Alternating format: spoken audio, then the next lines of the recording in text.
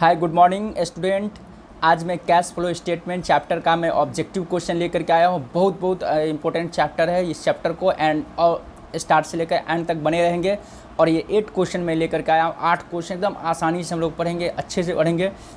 अब देखेंगे यहाँ कहता है विच of the following is not a cash outflow, मतलब किससे इसमें कैश का आउटफ्लो नहीं होगा। तो देखिए इंक्रीज इन क्रेडिटर, इससे क्या होगा, कैश का इनफ्लो होगा। फिर कहता है increase in stock, stock increase करने से कैश की आउटफ्लो होता है। Increase in prepaid expense, cash का आउटफ्लो होती है। तो इसका मतलब कैश का आउटफ्लो किससे नहीं होगा, तो इंक्रीज इन क्रेडिटर जो है इससे, यानी कि इसका आंसर ए हो जाएगा। ठीक है, यहाँ तक आप लोग देख रहे हैं।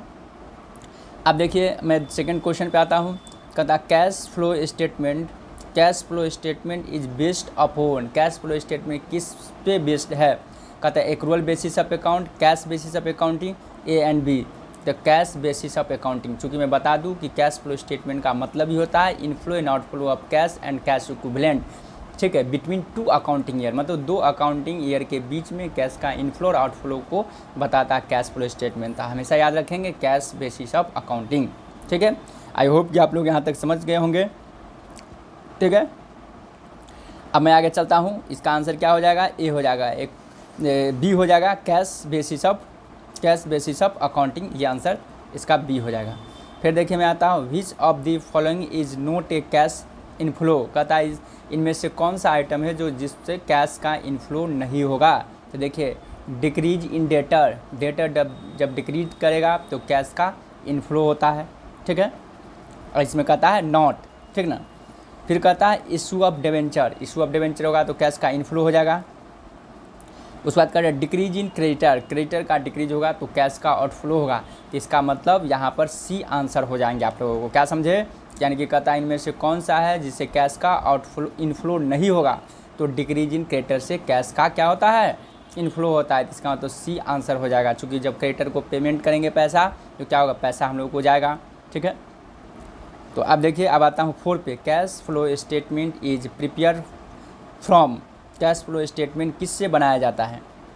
तो पहला एडिशनल इन्फॉर्मेशन से, statement of profit and loss से, और बैलेंस शीट से, ऑल ऑफ दीज हो जाएगा। मतलब कैश फ्लो स्टेटमेंट हम लोग किससे बनाते हैं, तो देखिए एडिशनल इन्फॉर्मेशन का भी आवश्यकता पड़ती है, statement of profit and loss की भी आवश्यकता पड़ती है, तीसरा सी बैलेंस शीट की भी आवश्यकता पड़ती है। इसका मतलब ऑल ऑफ दीज इसका आंसर हो जाएगा। ठीक है, आई होप कि आप लोग समझ गए होंगे। मैं आगे बढ़ रहा हूँ। अब देखिए कहता है which one of the following is not a non cash item, इनमें से कौन सा है जो नॉन कैश आइटम नहीं है। तो देखिए कहता कैश, यहाँ पर नॉन कैश आइटम कौन है, कैश सेल, ये तो कैश आइटम है। उसका बाद कहता है गुडविल रिटर्न ऑफ डेप्रिसिएशन और प्रोविजन फॉर बैड। देखिए तो goodwill written of non cash item है, डेप्रिसिएशन भी नॉन कैश आइटम है, प्रोविजन फॉर बैड डेट ये भी नॉन कैश आइटम है। लेकिन कहता है इनमें से कौन सा नॉन कैश आइटम नहीं है। ठीक ना, नॉन कैश आइटम। तो देखिए कैश आइटम एक नॉन कैश आइटम का मतलब होता है जिससे कैश का ना ही इनफ्लो होती है ना ही आउटफ्लो होती है।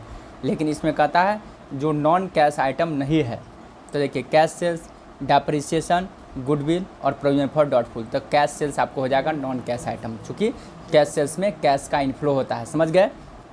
और डेप्रिसिएशन हो गया, goodwill written of, provision for bad doubtful debt, या कोई भी प्रोविजन होता है, कोई भी रिटर्न ऑफ होता है, ये याद रखेंगे आप लोग कि वो सब नॉन कैश आइटम होता है। जैसे patent written off, goodwill written off, licence written off हो गया, प्रिलिमिनरी एक्सपेंस रिटर्न ऑफ हो गया, ये सब नॉन कैश आइटम है। डेप्रिसिएशन हो गया। अब देखिए कहता cash flow statement is related to, कहता accounting standard 3, accounting 6, accounting standard 9, accounting standard 12। तो देखिए मैं आज का ही क्लास, आप लोग अगर वीडियो देखे होंगे तो फर्स्ट क्लास में ही देखेगा, मैंने पढ़ाया था कि कैश फ्लो स्टेटमेंट प्रिपेयर किया जाता है अकाउंटिंग स्टैंडर्ड 3 के अकॉर्डिंग। तो इसका आंसर आपको ए हो जाएंगे। ठीक है, आई होप कि आप लोग यहाँ तक समझ गए होंगे। मैं आगे बढ़ रहा हूँ। अब देखिए कैश फ्लो स्टेटमेंट हो गया, स्टेटमेंट रिलेटेड टू, तो यहाँ पे आंसर हो जाएंगे ए। फिर कहता है विच of the following transaction will result into flow of cash, इनमें से कौन सा है कैश का फ्लो होगा, मतलब किससे है जो पैसा आएंगे। तो देखिए डिपॉजिट 40,000 इनटू बैंक, यानी कि बैंक में 40,000 डिपॉजिट कर दूंगा तो कैश का इनफ्लो नहीं होगा, आउटफ्लो हो जाएगा। फिर कहता है withdraw cash from bank, bank से पैसा निकाल लूँगा। उसके बाद कहता है सोल्ड मार्केटेबल सिक्योरिटी, अब कहता है 25,000 at par will result into cash flow cash. तो देखिए मार्केटेबल सिक्योरिटी को जब बेचूंगा, फिर कहता है sold off machinery of books value of 50,000 at a gain of 10,000। तो देखिए यहाँ पे sold machinery of book value इतना एट ए गेन ऑफ इतना रुपया। तो देखिए जब हम मशीनरी को बेचेंगे तो हम लोग को क्या होगा, पैसे आएंगे, ठीक ना। तो यहाँ पर कैश का इनफ्लो होगा, ठीक है। तो आगे मैं बढ़ रहा हूँ।